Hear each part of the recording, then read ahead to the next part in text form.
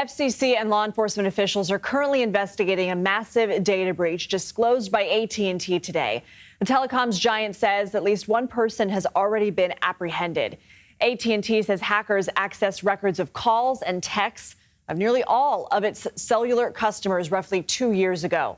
But the company says the compromised data does not include the content of the calls or texts or any personal information like Social Security numbers or birth dates.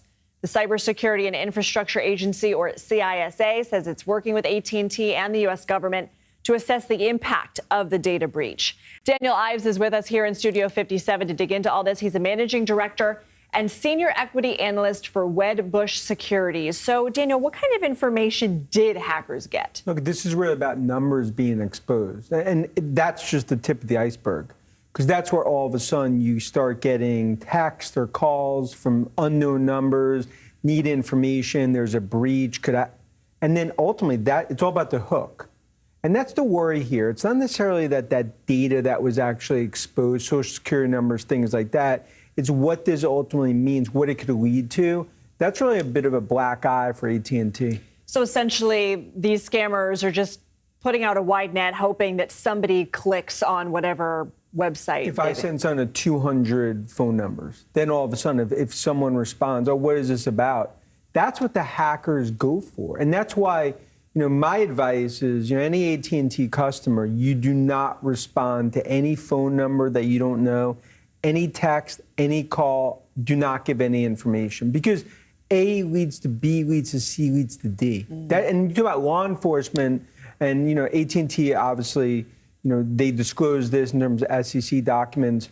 Now the big focus is what came of it, and to make sure that the breach didn't go broader. How rare is a breach of this size? Look, these are big breaches relative to the data set. Now, I think it still needs to actually come out in terms of what the damage is. Were there any actual consumers that actually exposed data and that ultimately led to other things? But it speaks to this broader environment. More and more data on the cloud, exposed endpoints. There's more and more threats. And I think it just as consumers, that's why it's so important. Passwords, protecting data, phishing attacks. This just speaks to the new age.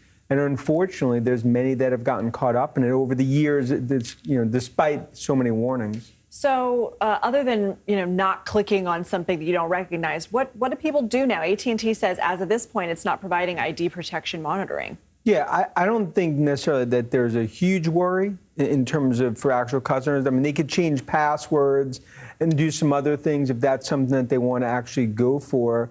But it's really being more aware. It's trying to understand if any passwords were exposed.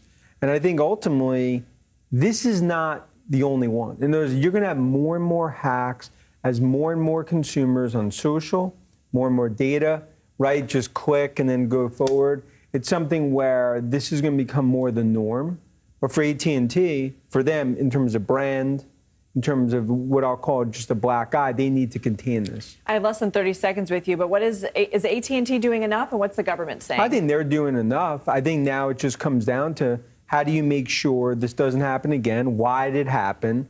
And I think that's where you have cybersecurity companies, Snowflake, Zscaler, or CrowdStrike, Palo Alto that come in and they basically do the diagnostic. It would be like someone breaking into a house. How do we make sure they don't break in again?